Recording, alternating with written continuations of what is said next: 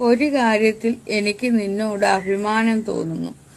ലൈവിൽ ശരീരം കാണിച്ച് കാശുണ്ടാക്കുന്ന ഒരുപാട് പേരുണ്ട്.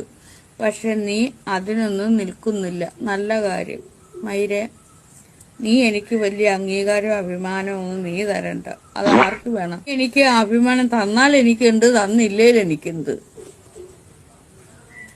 അല്ല പിന്നെ പെമ്പിള്ളേരിങ്ങനെ തുണിയില്ലാതെ വീഡിയോ ചെയ്യുന്നുണ്ടെങ്കിൽ അത് അവരുടെ ഇഷ്ടമാണ്. നിനക്കൊക്കെ അവർക്ക് ഒരു നേരത്തെ ആഹാരത്തിന് കൊടുക്കാനുള്ള വകയുണ്ട്? ഇല്ല. കൊടുത്തിട്ട് നീക്ക് പുണ്ണത്താവണ്ട. അവർക്ക് ചെലവിന് കൊടുക്കാനുള്ള കഴിവ് നിനക്കൊക്കെ ഉണ്ടോ? ഇല്ല. ഒന്നുമില്ല. ഒരു പണിയും ചെയ്യത്തില്ല. നല്ല ശരീരമുള്ള പെൺകുട്ടികൾ അങ്ങനെ ചെയ്യുന്നതിൽ എന്താ കുഴപ്പം?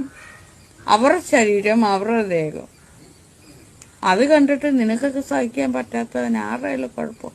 നിന്റെയൊക്കെ കണ്ടു നോക്കൂ, പ്രപഞ്ചത്തിന്റെ ഓരോ മുക്കിലും മൂലയിലും അറിവിന്റെ വെളിച്ചം ഒളിഞ്ഞിരിപ്പോട്ട്. ചേച്ചി വാ തുറന്ന വെറും കക്കൂസ് വായാണെങ്കിലും ഈ പറഞ്ഞ കാര്യത്തിൽ ഒരു സത്യമില്ലേ? ശരീരം കാണിക്കാൻ ആഗ്രഹമുള്ളവർ അത് കാണിച്ചോട്ടെ, അത് കാണാൻ ആഗ്രഹമുള്ളവർ കണ്ട് രസിച്ചോട്ടെ. ഇതൊക്കെ കണ്ടിട്ട് നമ്മൾ ഫ്രസ്ട്രേഷൻ അടിക്കുന്നുണ്ടെങ്കിൽ അത് ഫ്രസ്ട്രേഷൻ അടിക്കുന്നവരെ പ്രശ്നമല്ലേ? നല്ല മനോഹരമായ ശരീരമൊക്കെ കാണിക്കാനുള്ള വസ്തുക്കളാണ്, അത് കാണിച്ചോട്ടെ. താല്പര്യമുള്ളവർ അത് കാണിച്ചോട്ടെ, വേണ്ടാത്തവർ കാണിക്കണ്ട, യാതൊരു പ്രശ്നമില്ല.